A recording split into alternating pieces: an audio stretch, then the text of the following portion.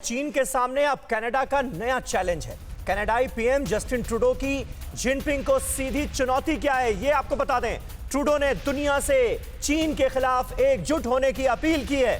Trudeau ने कहा है कि पश्चिमी देशों को आपस में लड़ा रहा है चीन के खिलाफ मोर्चा बनाएं समान विचारधारा वाले देश, ये कहा है जस्टिन ट्रूडो ने। और चीन के खिलाफ सीधे सीधे मोर्चाबंदी करता हुआ कनाडा अब नजर आ रहा है चीन के सामने। कनाडा का इसे नया चैलेंज माना जाए।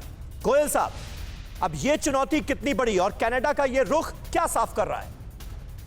ये एक बहुत बड़ी चुनौती है और जो ट्रूडो साहब ने कहा है, मैं उस बात से बिल्कुल सहमत हूं कि अगर विश्व को चीन की चुनौती का सामना करना है तो एकजुट होना पड़ेगा। राइट। परेशानी ये है और ये एक रियलिटी ये है कि यूरोप में खास तौर पर यूनिटी नहीं है अभी चीन को लेकर के।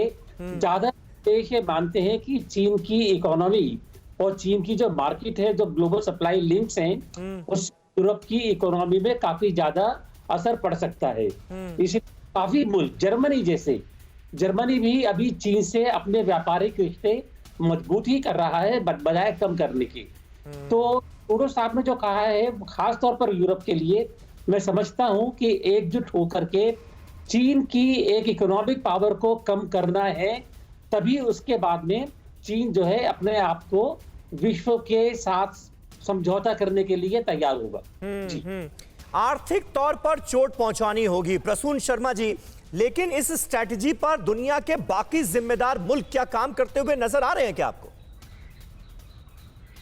जी समीर जी, इससे भारत का जो नैरेटिव है वो स्ट्रांग होता है। अगर आप देखिए कुछ समय में ये एक तरह से बहुत बड़ी फॉरेन पॉलिसी विजय है भारत की। ये कनाडा जो कि बहुत चाइना इंक्लाइन था, अब वो बिल्कुल एक अलग स्टेटमेंट दे रहा है। हाँ। जबकि भारत एक अकेला देश था जिसने बीआरआई ज्वाइन नहीं करी थी और शुरू से उसकी खिलाफत करता रहा। इवन अमेरिका और बाकी वेस्टर्न वर्ल्ड भी उसमें ज्वाइन हो गए थे। तो ये एक दर्शाता है कि तो भारत एक ग्लोबल नैरेटिव सेट कर सकता है और इसी के तहत अब ये देश जुड़ रहे हैं। पर वेस्टर्न वर्ल्ड जो कि मार्केट और प्रॉफिट से ड्राइव होता है, वो अपना रुख डायनामिक रखता है। जैसे ही उनको, जैसे एम्बेसडर साहब बोल रहे थे कि जर्मनी अभी भी जो ट्रेड टाइज है चाइना के साथ बढ़ा रहा है। बिल्कुल। और जाहिर सी बात है कनाडा भी ट्रेड में इंटरेस्ट है चाइना के साथ।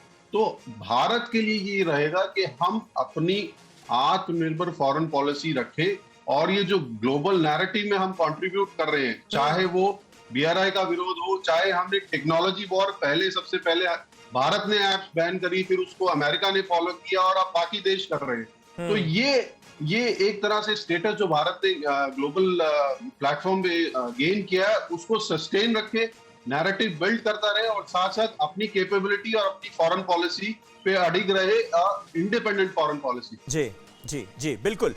अड़ी सोमवार से शुक्रवार शाम 6 बजे सिर्फ TV9 भारतवर्ष पर।